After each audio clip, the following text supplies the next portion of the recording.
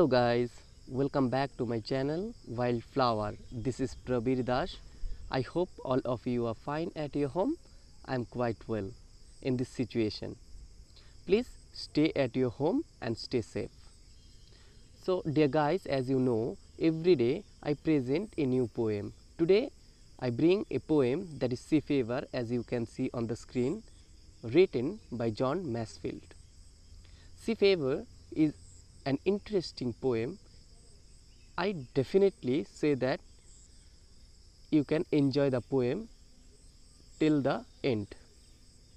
Okay, so for the new subscriber, please share and like my classes so that other can watch it. And one also request to all my subscriber, please share my link so that my subscriber increase. Okay, so without wasting our time, let's go ahead for today's class. So at first we'll know about the poet John Masefield. Okay, few details about the poet I'm going to say. Okay, John Edward Masefield. John Masefield, full name John Edward Masefield, was an English poet. He was an English poet and writer and poet laureate of the United Kingdom from 1930s till his death. His death means in the year 1967. Sea Fever appears in his first book of collected words, Saltwater Ballads, which was published in the year 1902. And in that ballad, the poem Sea Fever was published.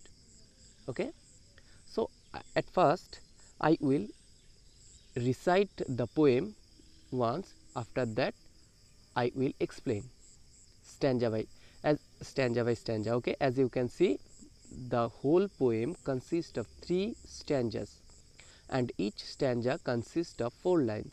Okay, Sea Fever by John Masefield. I must go down to the seas again, to the lonely sea and the sky, and all I ask is a tall ship and a star to steer her by. And the wheels kick and the wind's song and the white sails shaking, and a grey mist on the sea's face and a grey dawn breaking. I must go down to the seas again, for the call of the running tide is a wild call, a clear call that may not be denied. And all I ask is a windy day with the white clouds flying and the flung spray and the blown spume and the sea gulls crying. I must go down to the seas again, to the variant gypsy life, to the gull's way and the whale's way, where the winds like a whetted knife. And all I ask is a merry yarn from a laughing fellow rover, and quiet sleep and a sweet dream when the long trick's over. So here is the full poem I have recited. Okay, so at first I will explain some words about the poem. Okay, this poem is about the poet's affection. This poem is about the poet's affection, about the beautiful seas and its creature. Actually, I have not told you about the poet. That poet was a sailor. Due to his sickness, he retired, or he was far away from his work, so that he was missing so much the sea. Okay, the poet desperately wants to go to the lonely sea. He expresses his wish for the need of a sturdy ship to sail in the sea and a star to act as a guide in the darkness of night. At the breaking of dawn, he wants to see the grey mist rise up from the sea. He also wishes that there would be strong winds making the white clouds fly, He wants to see the foamy waves and listen to the cry of seagulls. The last paragraph throws light on the fact that the poet would want to be like a wandering nomad. He would love to listen to entertaining tales from his fellow sailor, and after the long journey, he would like to have a good sleep and a sweet dream. Okay, I hope you have understood it. Okay, so one by one, I will explain the poem. First stanza, I must go down to the seas again. It means the poet has retired for a long time and he had not.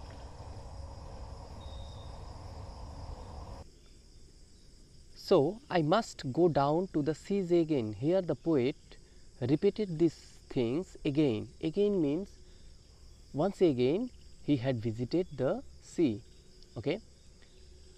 This line is repeated at the beginning of each stanza and gives immediate sense to the title. Okay. As I say to you that the poet before being a writer was a sailor by profession. Okay. Although he deserted the ship because of his sickness, yet he could never forget the wonderful days spent on ship. He could not forget those days that he had spent along with his ship, about the beautiness of nature, about those activity that he had experienced, that he had gained. Okay. He felt a deep urge within him to go back to the sea. He was keen interested to go back to the sea once again. That's why I say, and the wheels kick and the wind song and the white sails shaking. Different kind of natural activities describes in this stanza by the poet. And a grey mist on the sea's face and a grey dawn breaking. How the day starts and how the days end. Everything is described in this stanza. So the natural beauty which was experienced by the poet was portrayed in first stanza of this poem. So he was urgently deep urge within him to go back to the sea once again. That is why the word again has been used. Okay. Okay, come to the next stanza, that is stanza number 2. Here repetition, I must go down to the seas again. See here, if you observe, you can see at the very beginning the first line of the first stanza and the first line of second stanza and the first line of third stanza, the remaining same. It is called repetition. When something is forcefully, some activity is given force, so at that moment we use repetition. That I must go, it's mean obviously whatever will happen in my life, but I will appear, I will go there. Okay, so is a wild call. Second stanza, second line, is a wild call and a clear call that may not be denied. And all I ask in a windy day with the white clouds flying. It means the nature is calling me and I could not deny it or refuse to go there. Okay. And the flung spray and the blown sperm and the seagulls crying. Here, this line signifies the chilling sensation caused by the unrestricted blowing of cold winds. Weighted means sharp. Weighted means sharp. Okay. Hence, the winds is so cold that it cuts like a sharp knife.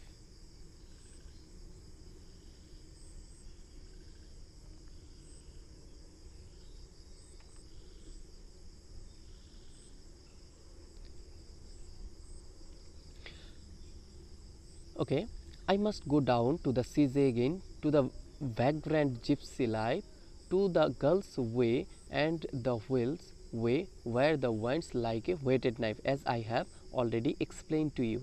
And all I ask is a merry yarn from a laughing fellow rover, and quiet sleep and a sweet dream when the long treks over.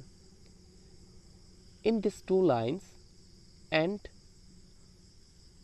quiet sleep and a sweet dream when the long treks over, here the poet had wished for a happy ending to the sea journey, but the significance is graver. Here the poet has compared a sea voyage to a man's life, which is full of struggles and challenges, and a positive thinking of that life, which means a peaceful afterlife and eternal rest. Okay, so Sea Fever, written by John Masefield. Okay, being a sailor, the poet or the speaker enjoyed the loneliness and quiet environment of the sea. In the poem Sea Fever, Masefield expresses his desire for sailing once again in the quiet sea.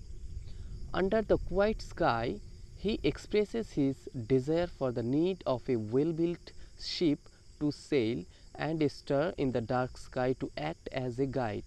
Soon the adventure would begin, and as each day dawns, he wakes up to see the early grey mist rise from the sea.